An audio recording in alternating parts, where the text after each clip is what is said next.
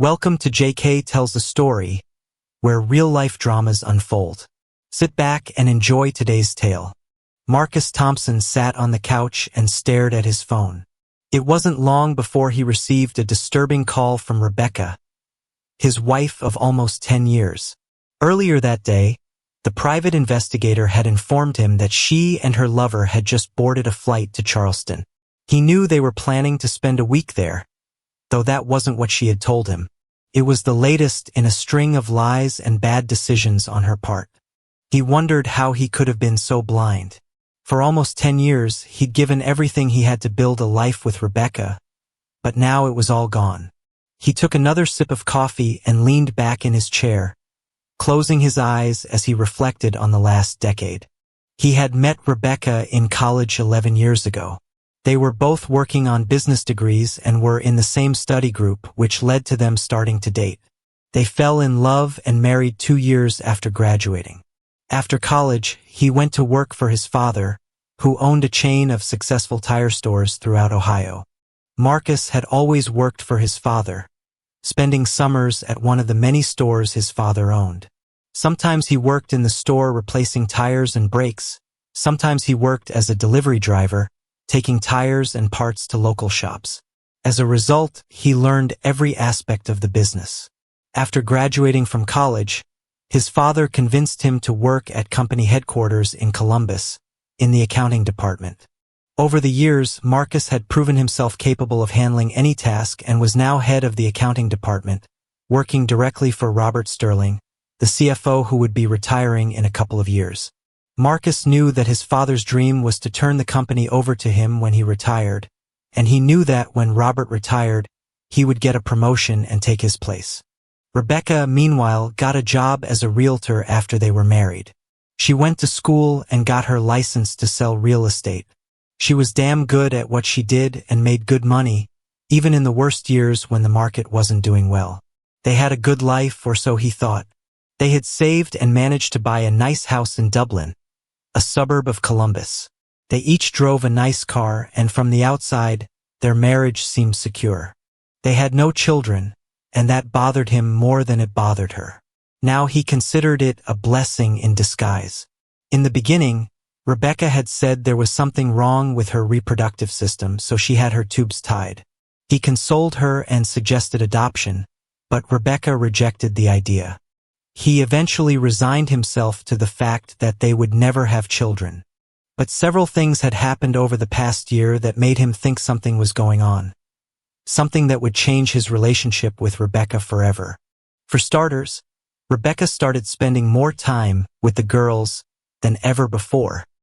He never denied her free time because he knew how stressful her job could be, but the bi-weekly happy hours, which had only lasted until 7 in the evening, had become 2 or 3 times a week, and depending on the day, she could get home no earlier than midnight or later. Marcus wasn't happy about it and expressed his displeasure, but she brushed him off, saying she was under a lot of stress at work and deserved time to unwind. "What are you doing until midnight?" he asked her one night when she came home, her hair disheveled and her clothes smelling of cigarette smoke. "Oh, we just have a few drinks," she said. "Sometimes we dance if we're in the mood." "Look, Mark, this is none of your business. I'm a grown woman and I don't need you telling me what to do. So back off. Okay?" Marcus stared at her, shocked. She'd never spoken to him like that before. When she saw the look on his face, she softened. "I'm sorry, Mark," she said. "I didn't mean to snap at you. It's just that we're under pressure from the market." "You've been through tough times in the market before, and it didn't bother you," he said.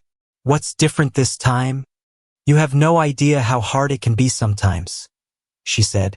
"The competition is getting worse and worse, and the higher-ups are putting more and more pressure on us to sell."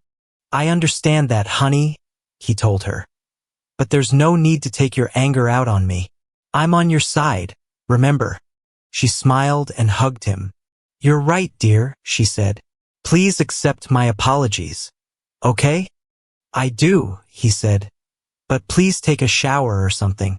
No offense, but you smell like an ashtray." "I'm sorry," she said. "There were a lot of people smoking at the club. I'm gonna go take a shower. He was already asleep when she came to bed. Over the next few months, other changes occurred. The frequency of their intimacy decreased dramatically. Before all this started, they were making love 3 or 4 times a week. Then that dropped to twice a week, and eventually, if he was lucky, once every 2 weeks. Worse, her attitude toward him seemed to have changed.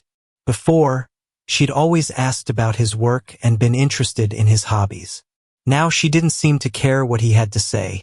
Then there was the day he caught her in a blatant lie. One day he decided to drop by her office to invite her to lunch. However, when he got there, he was told that she had left to show some properties. In the evening, when Rebecca came home after what she claimed had been another night out with the girls, he asked her how her day had been. "I was in the office all day today," she said. "I had a lot of paperwork to catch up on, so I just grabbed a sandwich from the vending machine." Marcus was shocked. She just lied to him with a straight face. As far as he knew, it was the first time she'd ever done that. He thought about confronting her but decided against it. She'd probably explode in her current state, and he was too tired to deal with it. He wondered how many more times she had lied to him. Later that night, as they lay in bed, he rolled over and looked at her. She saw the worry on his face. "What's wrong, Mark?" she asked. "I'm concerned," he said. "About what?" she asked. "About us," he said. "I feel like we're drifting apart.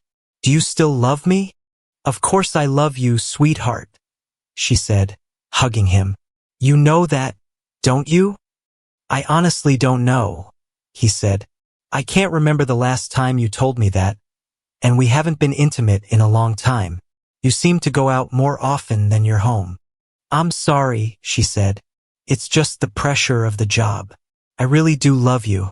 Please believe me. Can you start showing me more?" he asked. "Of course, baby," she said, kissing his face. They made love that night and Marcus felt better, but he still had concerns. Things went back to normal for about a month, but then it happened again. What the hell is going on? He asked himself for the 1,000th time. He began to realize what was happening the day his longtime friend Tony Rodriguez called him and asked if he could get away for a while. "Sure, I can meet you for a beer," Marcus said. "What's going on?" "I really can't say over the phone, Mark," Tony said. "But it's important." "Okay," Marcus said. "I'll meet you at Murphy's Pub at 5:30 if I can make it." They finished talking, and Marcus met Tony at the bar that evening. Marcus wasn't too worried about being late since Rebecca almost always left before 6 or 7 in the evening, and sometimes later. "Okay, buddy," Marcus said, sipping his beer. "Spit it out. What's going on?" "Mark," Tony began, "I saw your wife today when I was out jogging." "Yeah?" asked Marcus. "She sells real estate, probably out showing properties." "I'm sure," Tony said. "But I never knew selling real estate involved kissing and holding hands." "What?" asked Marcus. "Oh, come on. You're pulling my leg." "I wish I could, buddy," he said. "I was driving down Olentangy River Road, and I saw your wife coming out of a house with some man. They were holding hands, and then they kissed. I'm not talking about a peck on the cheek. He had his hands all over her." "That can't be right," Marcus said. "Are you sure you're talking about my Rebecca?" Tony pulled out his cell phone and showed Marcus a picture. Sure enough, it was Rebecca in an intimate embrace with a man who had his hands on her. "Damn it," Marcus said quietly, handing the phone back. "Can you email me that picture?" "Sure," Tony said, pressing some buttons on his phone. "So what are you going to do?" Marcus shook his head. "I don't know, buddy," he said. "We've been having some issues for a while now, but I never thought she'd do something like this." "A friend of mine is a private investigator," Tony said. "If you want, I can put you in touch with him." "Do it," Marcus said. "I need to know what the hell is going on." They said goodbye and headed out. When he got home, Rebecca was in the kitchen. This was unusual, he thought to himself. "You're home early," he said, kissing her. Not that I'm complaining. She smiled and kissed him back. Where have you been? She asked. I was at Murphy's having a beer with Tony, he said. I didn't expect you back so early, so I figured. What's up? Is everything all right? Not really, Marcus said. Tony just found out his buddy's wife was cheating on her husband. Oh, she asked. Yeah, Marcus said. He saw her kissing and holding hands with some guy today. Marcus thought he saw her flinch slightly. Well, she said. Maybe he's reading too much into it. I don't know, Marcus said. I'm just glad I don't have that problem. Again, he thought she flinched slightly at that remark. It would kill me if you ever did anything like that to me. I would never do that to you, she said, wrapping her arms around him. I love you too much. I'm glad to hear you say that, he told her, kissing her forehead. So why are you home so early? Our company's annual convention is this weekend, so I decided to start packing and wanted to spend the next night or two with you since we'll be separated for a few days, she said. It's being held in Charleston this year. Where? He asked. At the Francis Marion Hotel, she said. We're all staying there. I hear it's a historic 4-star place downtown. When are you leaving? He asked. Friday right after lunch, she said. It was the day after tomorrow. Did you get another award this year? He asked. She always got awards for being the top salesperson in the region. I suppose so, she said. They kissed again. Then he said to her, Why don't I walk you upstairs and congratulate you on another successful year? She smiled and took his hand. I thought you'd never ask, she said. They spent the evening together, but Marcus was preoccupied with other thoughts. Would she cheat on him this weekend? He asked himself. Say, I've got some vacation time coming up, he said. Why don't I take a few days and come with you? Maybe we'll spend a week in Charleston, relax a little and rebuild our relationship. After all, next week will be our 10th anniversary. Sounds like fun, she said. But I'll be so busy with seminars and meetings that we probably won't be able to see each other.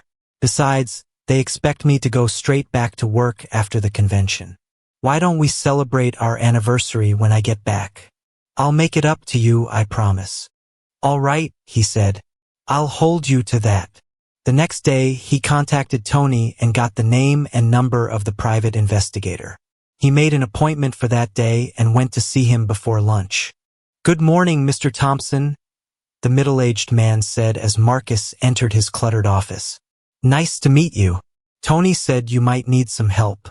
Please call me Paul. What can I do for you? Marcus explained the situation and told him about Rebecca's upcoming trip to Charleston. Charleston, huh? Asked Paul. You think she intends to meet someone at the convention? I don't know, Marcus said. Maybe. I can make some calls down there if needed, Paul said. Tell you what, we'll start with some basic surveillance here, and if you want, we can place a recording device in her car if you give me the license plate number. It'll cost extra, you understand. That's what I figured, Marcus said. But I need to know the truth. Paul pulled out a small digital audio recorder and held it out to him. It's very easy to use, Paul said. It's voice-activated, so all you have to do is place it under the car seat and turn it on. You can retrieve it later when she gets back. Since she's flying to Charleston, her conversations on the way to Port Columbus Airport might be revealing. She usually parks in the long-term lot, Marcus said. Good, Paul said. Don't worry, we've got it covered. If she's up to something, we'll figure it out. By the way, here's my private number. If you hear anything, call me anytime. Thank you, Marcus said, writing a check from his personal account instead of the joint account. Both he and Rebecca had their own personal accounts separate from the joint checking account that was used to pay bills. They had agreed to this years ago, promising to set aside no more than 10% of their net earnings. So far, Marcus had spent his money on clothes, small gifts for Rebecca, and had been saving for a cruise. Now he was going to use it for something else entirely. That evening, Rebecca finished packing for the trip. Marcus offered to carry her things to the car, and she gladly accepted. "That would be very helpful," she said and kissed him.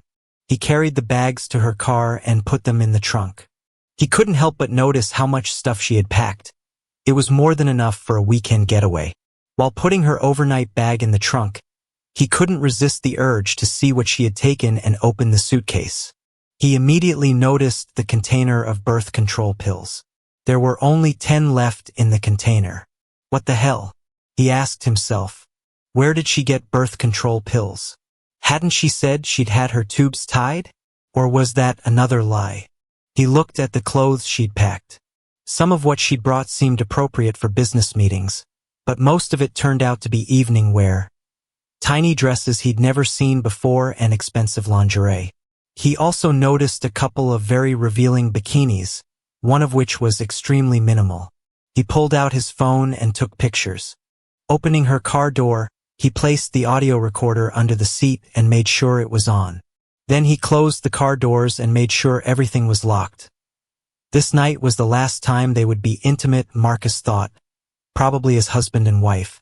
The next morning at breakfast, Rebecca gave him her room number and promised to call him every night. "I love you," she told him, kissing his cheek. "I love you too," he said. He watched her drive away from the house. When he arrived at work, he called Paul and gave him her room number. "Great," Paul said. "Thanks. I'll get right on it." In the afternoon, he received a call from Rebecca informing him that she was at Port Columbus Airport and getting ready for her flight. "I'll call you when I'm checked into my room," she said. "I'd appreciate it," he said. "Remember, I love you." "I love you too, baby," she said. "I'm going to miss you." "Of course you will, you lying," he thought to himself sarcastically. "I miss you too," he said instead. When he finished talking, he looked up and saw his father standing in the doorway. "Everything all right, son?" he asked. "You look like your dog just died." "I don't know, Dad," Marcus said. His father came into the office and closed the door. "Everything okay at home? Do you want to talk about it?" his father asked him. Marcus knew it was best not to try to hide anything from his father, so he told him everything he knew so far. "That doesn't sound too good, son," his father said. "I would never have suspected her of cheating on you." "Me too, Dad," Marcus said. "If your mother and I can help in any way, let me know," the older man said. "We're here for you." "Thanks, Dad," Marcus said. "I appreciate it." Marcus left a couple of hours early and drove to Port Columbus Airport looking for Rebecca's car. He found it in the long-term parking lot and retrieved the audio recorder. Looking around, he noticed that the car was otherwise neat as a pin, the way she always kept it. On the way home, he got a call from Rebecca. "Hi, baby," she said. "Just wanted to let you know I got here okay." "Thank you for letting me know," he said. "I'm just getting settled in," she added. "I'll call you tonight. Love you." "I love you too," he said. When he got home, he turned on the audio recorder. He hoped there would be nothing on it, and for the most part, there was nothing but road noise and the sound of her radio. About halfway through the recording, however, he heard his marriage crumbling. He could hear her phone ringing, and since it was connected to her car via Bluetooth and working through the speakers, he could hear both sides of the conversation. "Hey, baby," he heard a man's voice say. "Hello, handsome," she said flirtatiously. "Handsome?" Marcus asked himself. "What kind of clown is this?" "I can't wait to see you again," the man said. "Last week was absolutely amazing." "I'm glad you enjoyed it," she said with a giggle. "Are we all set for next week?" "Next week?" Marcus asked, shocked. "It's all taken care of," the man said. "Did you tell your husband yet?" "Not yet," she said. "Don't worry, honey. I've got it under control." "He doesn't suspect anything, does he?" the man asked. "Nothing," she said. "He doesn't understand anything, as usual." "I hope you're right," he said. "I told you not to worry," she said. He'll believe anything I tell him. All right, the man said. Look, I'm about to pull into the airport parking now, she said. I'll see you at the hotel tonight. Okay, I can't wait, he said. And remember, next week we tell our spouses we're going on that company boat tour. Perfect, she said. A whole day on the water. No one will know where we really are. Bye, love. Bye-bye, she said, ending the conversation. Marcus stared at the recorder, not believing what he'd just heard. He listened to the recording again to make sure he hadn't misunderstood anything. Not only was she cheating on him, but she was planning something for next week, the week of their 10th anniversary, involving some kind of boat tour, and it didn't involve him. Damn it, he thought to himself. How long has this been going on? And who is this guy she's having an affair with? He grabbed a beer from the fridge and sat at his desk, reflecting on the past few months. Had he really been so clueless that he'd missed all the signs? He wondered what else she might be hiding. Up until now, he had always respected her privacy and stayed out of her personal affairs, but now that had become impossible. He knew she kept her home desk locked, but he also knew where she kept the key. He went to their bedroom and opened a small drawer in her jewelry box. The key to the desk was on a ring along with several other keys. He took the ring and went to the bedroom they had set up as her office. He opened the desk and began to look through her papers. Normally he would never do this, but he felt she was no longer deserving of such consideration after betraying their marriage vows. What he discovered shook him to the core. It turned out that Rebecca had been lying to him throughout their marriage. He pulled out the folder where she kept her bank records and was shocked to see how much she was saving from her paycheck. He knew how much she was putting into their joint account and was shocked to see that she was putting far more than the agreed-upon 10% into her personal account, which now held over $250,000. Looking through her purchases over the past few months, he saw that along with other expensive items, she had purchased a very expensive men's Rolex watch, no doubt for her lover, as she had never given him anything so extravagant. She also bought a lot of expensive clothes online, including some revealing pieces he'd never seen. But that wasn't all. He also found medical bills from a women's health clinic. Apparently, she had gotten pregnant twice in the last 2 years and had procedures both times. She had paid cash from her account.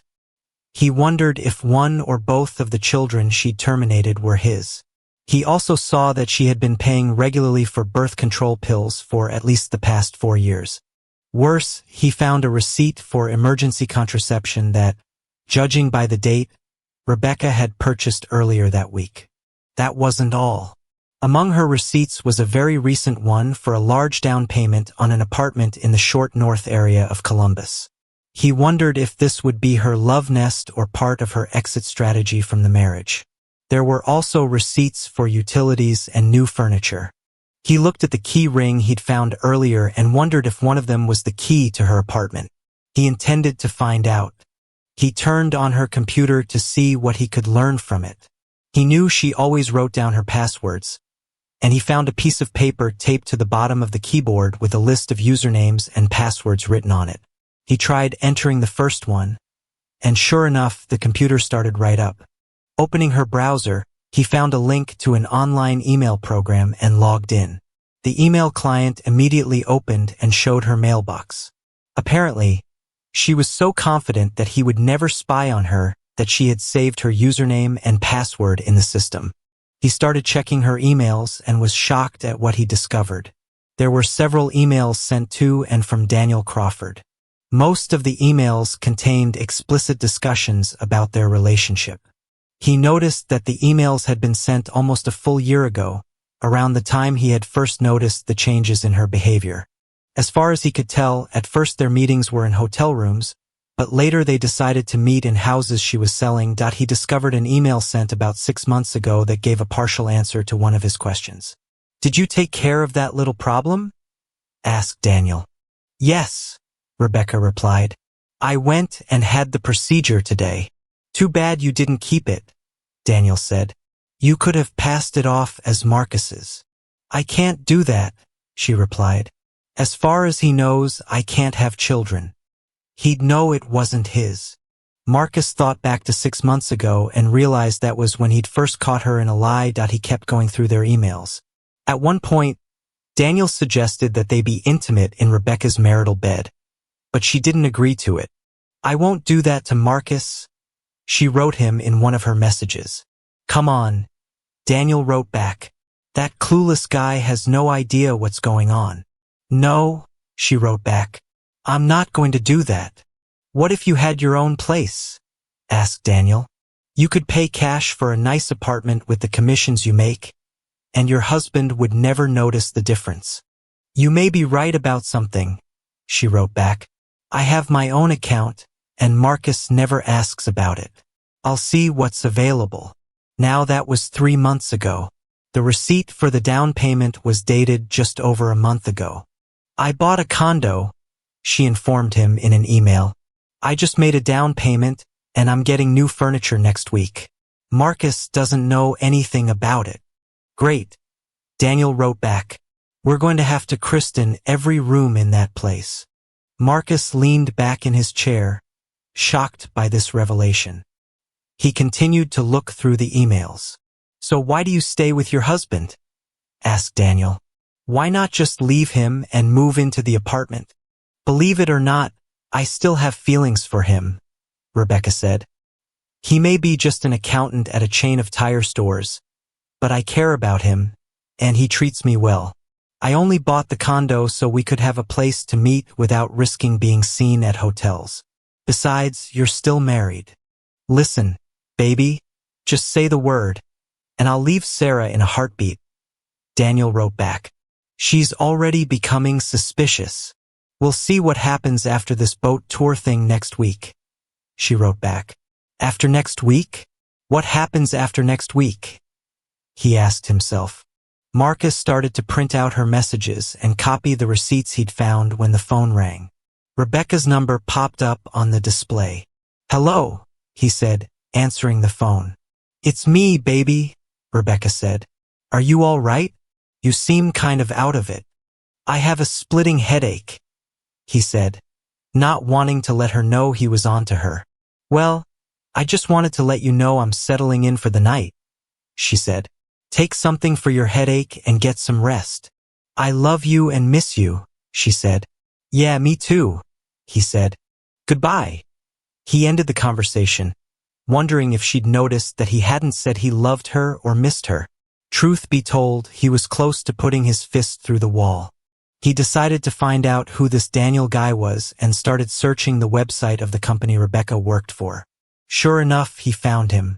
Daniel Crawford, the website said, is the regional manager of the real estate company Rebecca works for. In other words, she was having an affair with her boss. He printed out the page and added it to his stack of evidence. Unable to calm down, he decided to see if he could get into her apartment. He checked the address in the short north and wondered if she had a security system installed. He looked at her paperwork and found a series of numbers next to the words, alarm system. Of course she'd write it down, he thought to himself. She writes everything down. He closed her computer and left, stopping in the garage to grab a pair of latex gloves. He didn't want to leave any trace of his being there. He found the complex easily in the trendy short North District and parked in her assigned spot. As he approached the door, he put on his gloves and tried one of the keys on the ring he'd found in her jewelry box. The door opened and he stepped inside. Seeing the alarm system panel on the wall next to the door, he entered the code he'd found in her papers and made sure the alarm was disabled. Turning on the light, he looked around the apartment and was impressed with the way Rebecca had chosen the furniture. She'd always had good taste, he thought. Too bad she wasn't as faithful as she was discerning in her choice of decor. Of course, there weren't any pictures of him in here. He hadn't expected to see any, though, after all, this was her love nest, her escape from their marriage. Walking into the kitchen, he noticed that she even had dishes and silverware there. There was nothing in the refrigerator, and the pantry seemed just as empty. He was somewhat surprised to see that the place was fully furnished and decorated with tasteful artwork. A large flat-screen TV hung on the wall. He made his way to the bedroom and noticed that it too was fully furnished, with long lace curtains hanging from the windows, reaching down to the floor. She adored lace curtains and had hung them all over their house. Lowering his gaze, he couldn't help but notice that they hung directly over the electric heater. He shook his head, wondering if Rebecca had thought about the potential fire hazard. Opening the drawers of the dresser, he found undergarments he'd never seen before, as well as men's underwear that he suspected belonged to Daniel. He pulled out his cell phone and took pictures. In the drawer of her nightstand, he also found a card addressed to Rebecca. When he opened it, he saw that it was from Daniel. "Just wanted to say thanks for the watch." The card read, "Looking forward to our boat tour next week." It was signed "Love, Daniel." It made him want to tear Daniel apart and confront his cheating wife. He found even more clothes, both men's and women's, hanging in the walk-in closet. In the master bathroom, he couldn't help but notice the 2 toothbrushes hanging over the sink and the his and hers towels on the rack next to the shower. He pulled out his phone and took a few more pictures. In the second bedroom, there was only a small desk and chair. There was a network cable on the desk, which she must have used for her laptop. On the desk were several letters addressed to her. They were all from utility companies. He photographed them, making sure her name and address were clearly legible in the pictures. The windows here too were covered with long lace curtains that fell to the floor. As in the bedroom, they too came down in front of the electric heater. Looking around, he noticed a few more things that could be considered fire hazards or safety concerns. For example, there were no smoke detectors in the bedrooms, and the one in the kitchen ceiling looked very old. He wondered if it even had a battery in it. Making sure everything was the same as it had been when he entered, he turned off the lights, activated the security system, and left, making sure the door was locked. He walked back to his car and headed home, mulling over his options. Divorce was a sure thing for him. Even if she got rid of the apartment and broke up with her lover, he would never be able to trust her again. He also knew that financially, men were often at a disadvantage in divorce proceedings. He knew from her financial records that she made much more than he did and hoped that would be enough to avoid alimony. He decided to wait until he talked to an attorney before taking any action. He also hoped that the fact that she had already bought the apartment in her name only meant that he would not have to give her the house or sell it and give her half the proceeds. In his opinion, she had abandoned him when she bought the apartment without telling him. They had no children, so child support and custody were not issues. But he wanted the 2 cheaters to pay for what they had done. Violence was out of the question because he didn't want to go to jail. Back home, he looked in the phone book and found a listing for Daniel Crawford. He hoped it was the same Daniel Crawford and dialed the number. "Crawford Residence," said a woman's voice. "Is this Mrs. Crawford?" he asked. "Yes, it is," the woman said. "Who am I speaking to?" "My name is Marcus Thompson. Your husband is the regional manager for Premier Real Estate, isn't he?" "Yes, he is," the woman said. "But he's away at a conference this weekend, and next week he's supposed to be on some kind of company boat tour. You'll have to call the regional office and leave a message for him there." "Actually, Mrs. Crawford, you're the one I'd like to talk to," Marcus said. "Oh?" she asked. "Yes, ma'am," Marcus said. "I hate to tell you this, but my wife is having an affair with your husband. Are you sure about that?" she asked. "Yes, I am," Marcus said. "And I can prove it." "Do you have solid proof of that?" she asked. "I can even show you where they meet if you want," Marcus said. He heard her sigh over the phone. "Is tomorrow going to work?" she asked. "I've been suspicious for months. Daniel's been getting mysterious phone calls and acting so strange." "Sure," Marcus said. "What time is most convenient for you?" "Make it 1 o'clock in the afternoon," she said.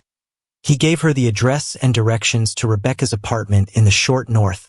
"I'll see you there," Marcus told her, ending the conversation.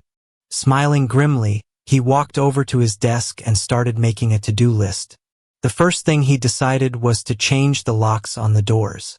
He'd get that done in time to meet Daniel's wife at Rebecca's apartment. He thought about getting drunk that night but put the idea out of his mind. Instead, he took a slice of cold pizza from the fridge and ate it while thinking about all his options. When he was done with the pizza, he climbed the stairs and went to bed. The next day, he got up early and went to the local hardware store, where he bought everything he needed to change the door locks. He also made another key for the apartment. By noon, he had changed all the locks. He showered, and grabbing his audio recorder and all the emails he had printed from Rebecca's account, went to her apartment to meet Daniel's wife. He pulled up in front of the building and noticed an attractive dark-haired woman in a Toyota Corolla nearby. He approached the car and knocked on the window. She rolled down the window and looked at him. "Are you Sarah Crawford?" he asked. She nodded her head. "Yes," she said. "You must be Marcus Thompson." "That's right," he said as he opened the door for her. "Come with me, and I'll show you their love nest. Just put these on first," he added, handing her a pair of latex gloves. "I don't want to leave fingerprints." "Good idea," she said. "I've been suspicious for months now. Daniel's been getting mysterious phone calls, staying out late, and I found receipts for things I never received." They walked to the door, and Marcus used the key he'd made to open it.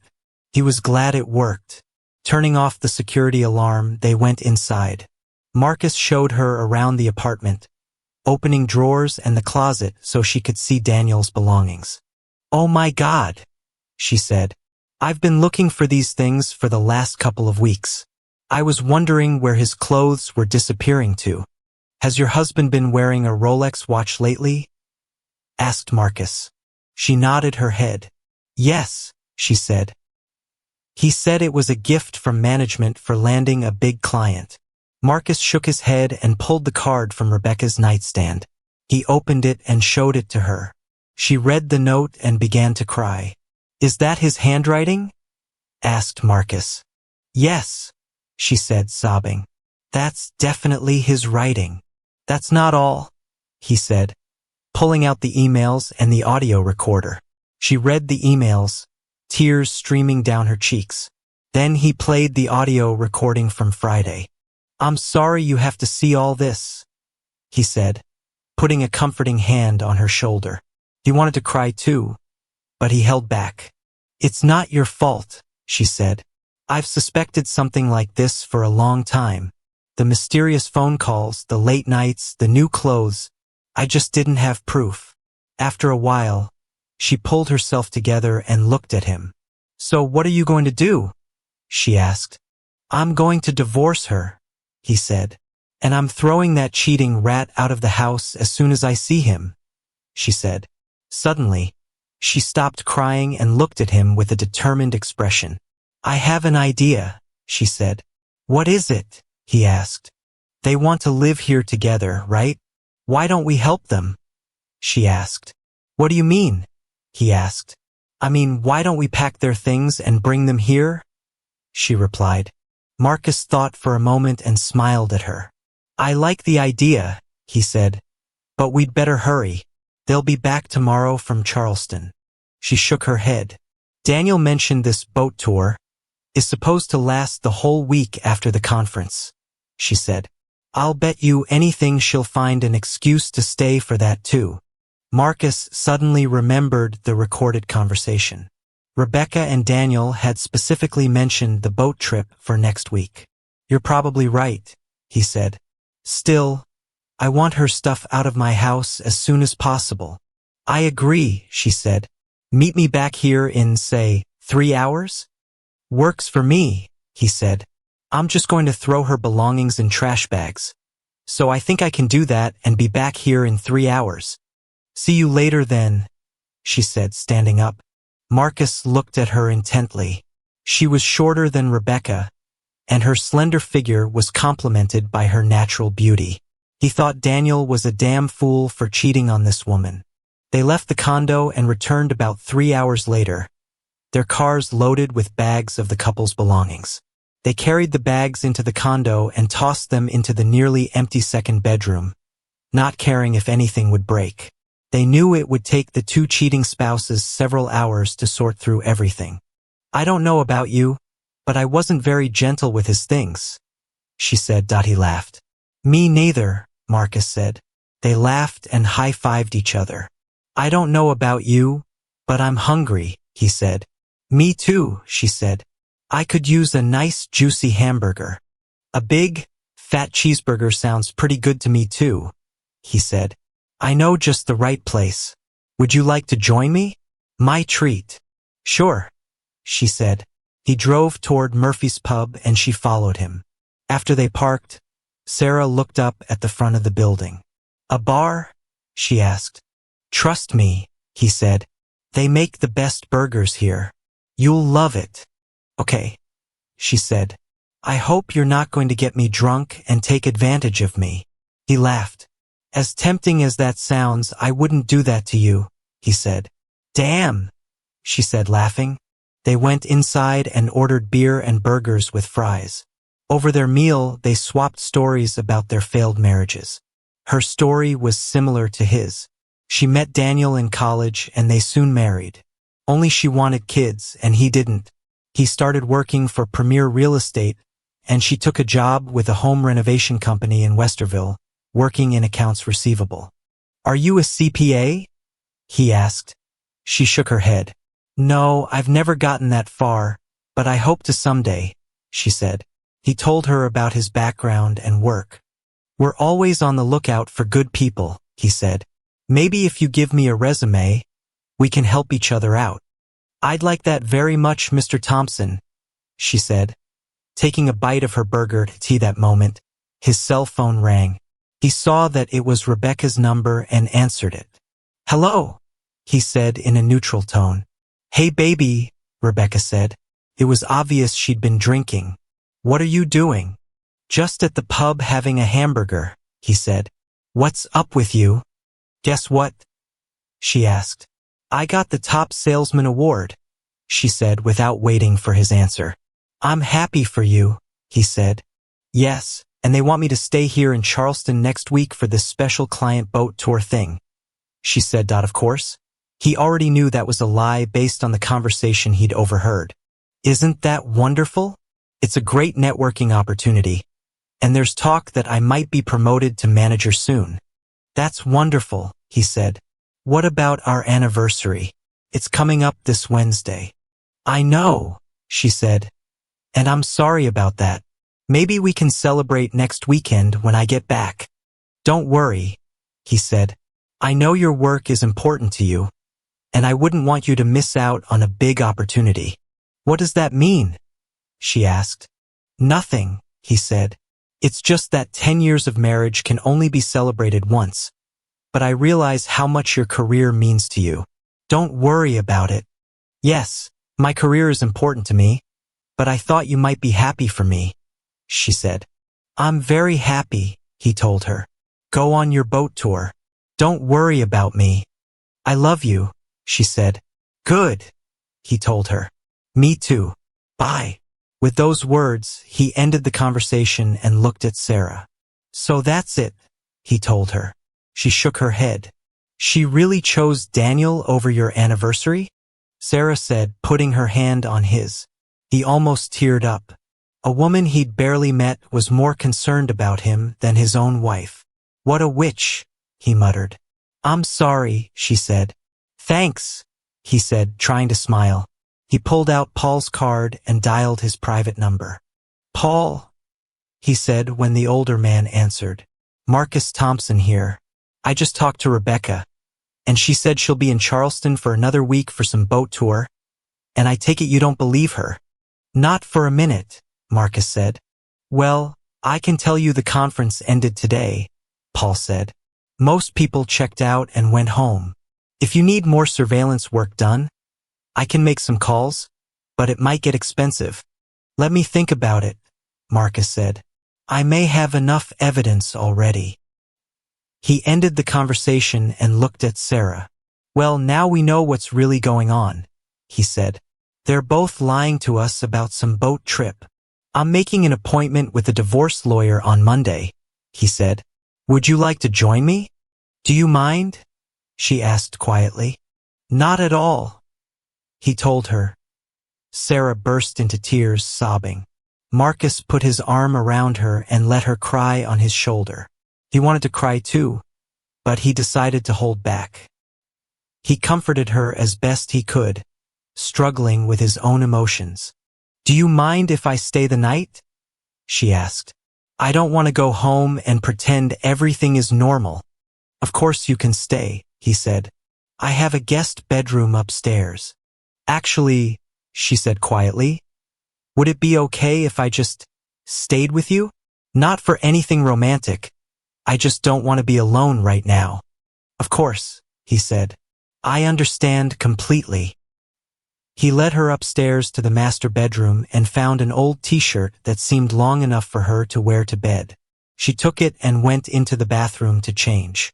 After waiting for her to return, he changed into his pajamas and climbed into bed. She came out of the bathroom in the long t-shirt, and he nearly gasped when he saw her. He'd always thought Rebecca's legs looked good, but Sarah's legs were the most beautiful he'd ever seen. She smiled as she climbed under the covers. What's the matter? She asked. Haven't you ever seen a woman's legs before? None that looked as good as yours, Marcus said. Flattery will get you everywhere, sir, she teased. He wrapped his arm around her and pulled her against him, inhaling her scent. She put her hand on his chest and pressed herself against him. Do you know you're the only woman besides my wife that I've been in bed with for over 10 years? He asked.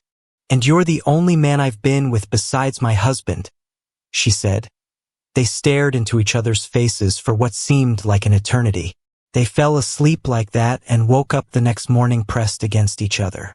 Good morning, sleepyhead, she said.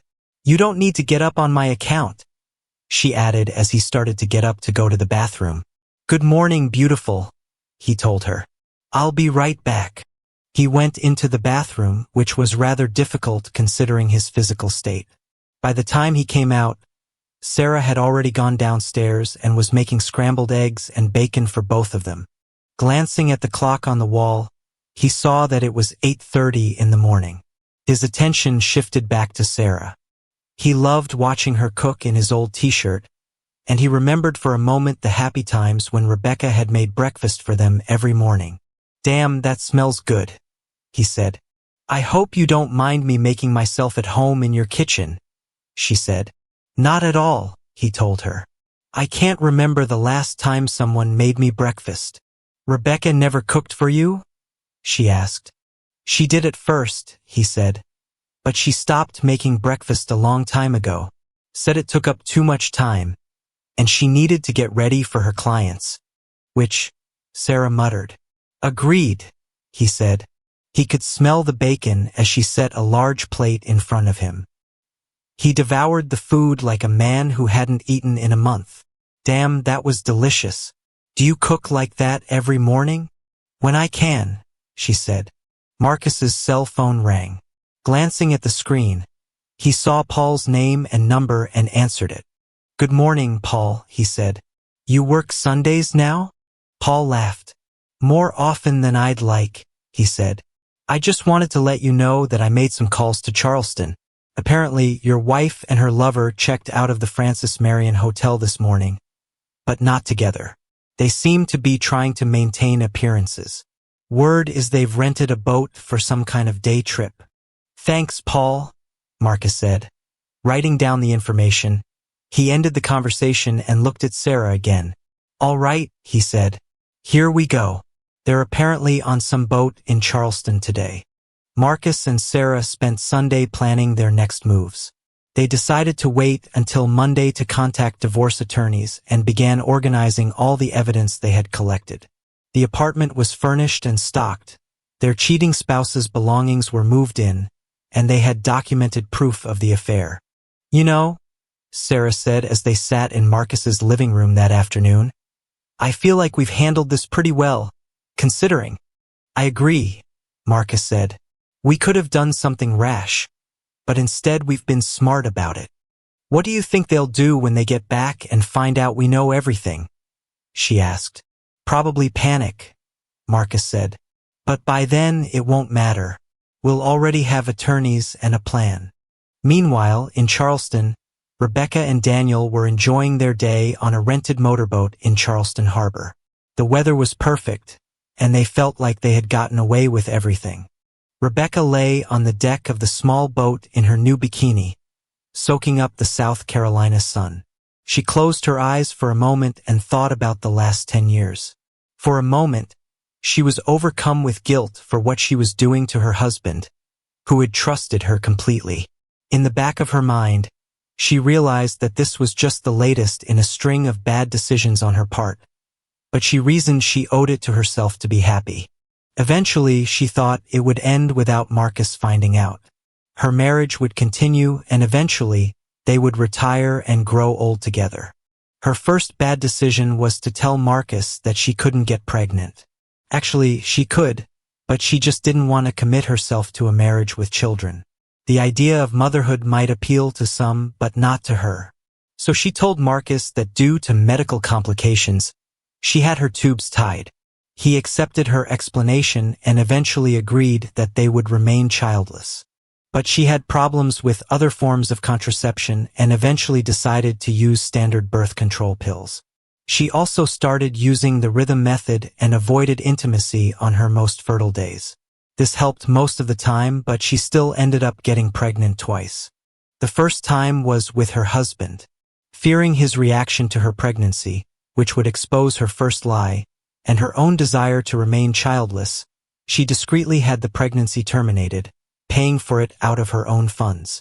Fortunately, they had agreed from the beginning to set up personal accounts as well as a joint account. They had originally agreed to contribute 10% of their net paychecks to their personal accounts, but she had gotten very creative with her accounting. She could have paid for the procedure out of her own money, and Marcus would have been left in the dark. Her second pregnancy was with Daniel about 6 months ago. She told her lover about it and made the decision to have another termination, again paying for it out of her own account. She hoped Marcus would never find out about it. Then there were her affairs. For the first 7 years of their marriage, she was faithful to her husband. But one day, everything changed when she met a client who turned out to be very handsome and wealthy. It was a decision made in the blink of an eye, but one she never regretted. They became intimate in the bedroom of a large house she was showing, and he expressed his appreciation by buying the house outright. She didn't do it often, maybe 10 times over the next year and a half, but she found out later that others did it too. Sure, she felt a little guilty, but she decided what the hell. If other women could do it and get away with it, so could she. It had nothing to do with Marcus, in her opinion. She'd never stopped loving him, and what he didn't know wouldn't hurt him. Then she met Daniel and everything changed. He was everything her husband wasn't. Marcus liked to analyze everything before making a decision, while Daniel was spontaneous and made decisions instantly. Marcus's life and career had been set long ago. He had worked for his father all his life and still did to this day. He would soon become the CFO of his father's tire company and one day take over as president and CEO. Daniel, on the other hand, didn't know where he would be in 5 years and saw everything as taking one day at a time. While Marcus thought about the future, Daniel lived in the present moment. They were also very different in other ways. While Marcus was gentle and focused on her pleasure, Daniel was more aggressive and passionate. At first, they met at motels and hotels around Columbus or at houses she had for sale, but she became concerned that someone might spot them and alert Marcus or Daniel's wife, Sarah. Then there was the night Marcus expressed concern that they were drifting apart. She panicked and grew distant from Daniel for a while, focusing all her attention on her husband. But it didn't last long. Daniel wanted to start over, but she was afraid Marcus might find out about them. She needed to figure something out, so she decided to buy her own apartment in the short north. That way, she would have a special place for her and Daniel. He wanted to be with her in the bed she shared with her husband, but she refused. Even though Marcus seemed like something of a bore sometimes, she still had feelings for him. It helped that she and Marcus had long ago decided to file their tax returns separately. She could keep the apartment secret from him and still get a tax break. It was a win-win, at least in her mind. All of this led to her deciding to spend a week in Charleston with Daniel. She took a week's vacation from the office, saying she would be working with clients after the annual corporate meeting. Daniel, meanwhile, informed his wife that he would be traveling for business the week after the conference, which was not uncommon for him. She'd lied to Marcus, telling him she'd be in Charleston for a week working with local agents. Surely a couple of phone calls would be enough and he would believe it. Lucky for her, she thought, Marcus believed everything she told him. The only downside was that she'd miss her 10th wedding anniversary with Marcus. But she'd make it up to him as soon as she got back, and it would all remain her secret. She smiled as she looked at the blue water around them. Daniel had rented this boat for the entire day, and they had it all to themselves. He wanted to watch her sunbathe in the new bikini he'd bought her. The thought excited her. She pulled out her phone and checked to see if there were any messages or calls. She wasn't surprised to see that Marcus hadn't texted or emailed her. He didn't like texting and preferred to communicate by phone or in person. She grinned to herself. "This is perfect," Daniel said, coming up from the cabin with 2 drinks. "Just you, me, and the open water." "I know," Rebecca said, taking her drink. "I wish we could do this every weekend." "Maybe we can," Daniel said, sitting down beside her. "I've been thinking about what you said in your email, about seeing what happens after this week." "What do you mean?" she asked. "I mean, maybe it's time we both got divorced and made this official," he said. "We both have our own places now. We both make good money. What's stopping us?" Rebecca looked at him thoughtfully. The idea was tempting, but it would mean giving up the financial security of her marriage to Marcus. His family's tire business was worth millions, and she stood to inherit a significant portion of it someday. "I don't know," she said. "It's complicated." "How is it complicated?" Daniel asked. "Do you still have feelings for Marcus?" "Of course I do," she said. "But not the same kind of feelings I have for you. With Marcus, it's comfortable and safe. With you, it's exciting and passionate." "So why not choose passion?" Daniel asked. Before she could answer, they felt the boat engine start to sputter. Daniel frowned and went to check the controls. "That's weird," he said. "The engine's overheating." The engine suddenly cut out completely, leaving them drifting in Charleston Harbor. Daniel tried to restart it, but nothing happened. "Do you know how to fix it?" Rebecca asked. "I'm not a mechanic," Daniel said. "I thought this rental company had reliable boats." They could see storm clouds gathering on the horizon, and the water was getting choppier. What had been a calm, sunny day was rapidly turning ominous. "Do we have a radio?" Rebecca asked. Daniel checked the cabin and found a VHF radio, but when he tried to use it, it seemed to be malfunctioning as well. "This is not good," he said. "We're drifting, and there's a storm coming in."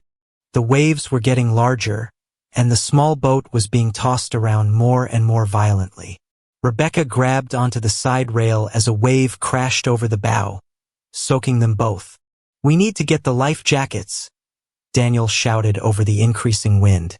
As they struggled to put on the safety equipment, the storm hit with surprising intensity. The sky darkened, and rain began pelting them. The waves grew to 4 and 5 feet, much too large for their small boat to handle safely. A massive wave hit them from the side, and the boat listed dangerously. Daniel lost his balance and hit his head hard against the side of the cabin. He collapsed, dazed and bleeding. "Daniel!" Rebecca screamed, trying to help him, but another huge wave crashed over them, flooding the small cabin. The boat was taking on water and beginning to list severely. Rebecca realized they were in serious trouble. She tried to help Daniel to his feet, but he was barely conscious. Another wave, larger than the rest, struck the boat and capsized it completely. Rebecca found herself in the cold, churning water of Charleston Harbor, wearing only her bikini and a life jacket. She could see Daniel floating nearby, also wearing a life jacket, but he wasn't moving. The overturned boat was sinking rapidly. Rebecca tried to swim toward Daniel, but the waves kept pushing them apart. She called his name, but he didn't respond. She managed to grab onto a piece of debris from the boat and used it to stay afloat. The storm continued to rage around her, and she could barely see through the rain and spray. As time passed, the cold water began to take its toll. Rebecca's strength was failing, and she was having trouble staying afloat even with the life jacket and debris. She hadn't seen Daniel in the water for several minutes and feared the worst. She thought about Marcus, sitting at home, probably working on his spreadsheets or watching TV, completely unaware that his wife was drowning in Charleston Harbor. She thought about the lies she had told him, the money she had hidden, the apartment she had bought in secret. For the first time in years, she felt genuine remorse for what she had done to him. He had been a good husband to her, faithful and loving, and she had betrayed that trust completely. As her strength continued to fade and the cold water sapped her energy, Rebecca realized that her elaborate plans and careful lies were all going to end here, in the gray waters of Charleston Harbor. She would never get the chance to make things right with Marcus, never get the chance to tell him the truth about everything. The last thing she thought about before losing consciousness was Marcus's face on their wedding day, full of love and hope for their future together.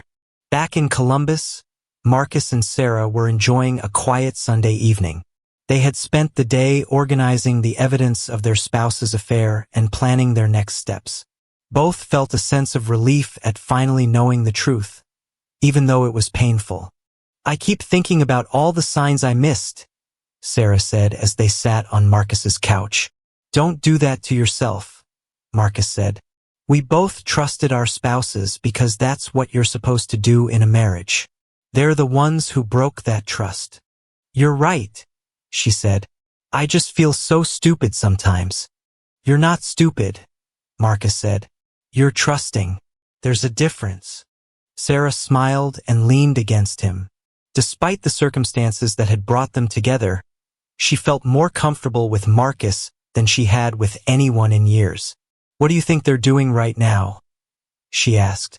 "Probably thinking they've gotten away with everything," Marcus said. "They have no idea we know about the apartment, the money, any of it. It's going to be quite a shock when they get back," Sarah said. "Yes, it is," Marcus agreed. Monday morning arrived, and Marcus and Sarah both called in sick to work. They had appointments with divorce attorneys and needed to get their legal strategies in place. Marcus's attorney was impressed with the amount of evidence he had gathered. "This is one of the most thorough cases I've seen," the lawyer said. "With this kind of documentation, you should be able to get a very favorable settlement." Sarah's meeting with her attorney went equally well. "The fact that he's been using marital assets to fund this affair works strongly in your favor," her lawyer told her. "That Rolex alone is probably worth more than most people make in a month." By Monday afternoon, both had filed for divorce and were feeling confident about their chances. "I can't believe how much better I feel," Sarah said as they sat in Marcus's kitchen that evening. "It's like a weight has been lifted off my shoulders." "I know exactly what you mean," Marcus said. "For the first time in months, I feel like I can breathe again." Tuesday morning, Marcus received a call that would change everything. "Mr. Thompson?" a woman's voice said. "Yes, this is Marcus Thompson. This is Lieutenant Patricia Hayes with the Charleston County Sheriff's Office. I'm calling about your wife, Rebecca Thompson." Marcus felt his stomach drop. "What about her?" "Sir, I'm sorry to have to inform you that your wife was involved in a boating accident yesterday in Charleston Harbor. She and a male companion were on a small rental boat that capsized during a sudden storm. Are they okay?" Marcus asked, though he already sensed what the answer would be. "I'm very sorry, sir. The Coast Guard found the overturned boat yesterday evening and conducted an extensive search. This morning they recovered both bodies. Your wife and her companion appear to have drowned." I'm very sorry for your loss. Marcus sat in stunned silence for a moment. Sarah, who had been listening to the conversation, came over and put her hand on his shoulder. Mr. Thompson, are you there? Yes, he said finally. Yes, I'm here. What do I need to do? We'll need you to come to Charleston to identify the body and handle the arrangements. Again, I'm very sorry. After Marcus hung up, he turned to Sarah with tears in his eyes. They're gone, he said simply. Rebecca and Daniel. Their boat capsized yesterday. They drowned. Sarah's face went white. Oh my God, she whispered. They're really gone? Marcus nodded, unable to speak. Despite everything their spouses had done to them, despite the betrayal and the lies, the finality of death hit them both hard. They held each other and cried for their marriages, for the people they thought they had married, and for the complicated mix of relief and grief they were feeling. The next day, Marcus and Sarah drove to Charleston to handle the grim business of identifying bodies and making arrangements. The Coast Guard investigation revealed that the boat had been poorly maintained by the rental company, with a faulty engine and non-functioning radio. The sudden storm had been the final factor in the tragedy. They were both wearing life jackets, the Coast Guard officer told them. But the water was cold, and the storm was severe. Even with flotation, they couldn't survive long in those conditions. Marcus and Sarah spent 2 difficult days in Charleston, dealing with police reports, coroner's offices, and funeral homes. Through it all, they supported each other with a strength neither knew they possessed on the drive back to Columbus. They were both quiet for a long time. How do you feel? Sarah asked finally. Confused, Marcus said honestly. Part of me is sad, part of me is angry, and part of me is relieved. Does that make me a terrible person? No, Sarah said. I feel the same way. They hurt us badly, but we didn't want them to die. What happens now? Marcus asked. I guess we figure out how to move forward, Sarah said. Together, if you want. Marcus looked at her and smiled for the first time in days. I can't think of anyone I'd rather figure it out with. The next few months were a blur of legal proceedings, insurance claims, and emotional healing. Sarah moved in with Marcus permanently, and they helped each other navigate the complex feelings that came with being widowed under such circumstances. The investigation into the boating accident revealed that the rental company had been negligent in maintaining their equipment. Marcus and Sarah, along with other family members, received a substantial settlement from the company's insurance. Marcus inherited Rebecca's substantial personal savings account, and Sarah received Daniel's life insurance payout. Neither of them felt entirely comfortable with the money, given how they had acquired it, but they eventually decided to use it to build something positive together. Rebecca's secret apartment was sold, and the proceeds were donated to a women's shelter. All of her hidden purchases and expensive items were either returned, sold, or given away. 6 months after the accident, Marcus and Sarah were married in a small ceremony attended by close family and friends. They had learned valuable lessons about trust, honesty, and the importance of truly knowing the person you choose to spend your life with.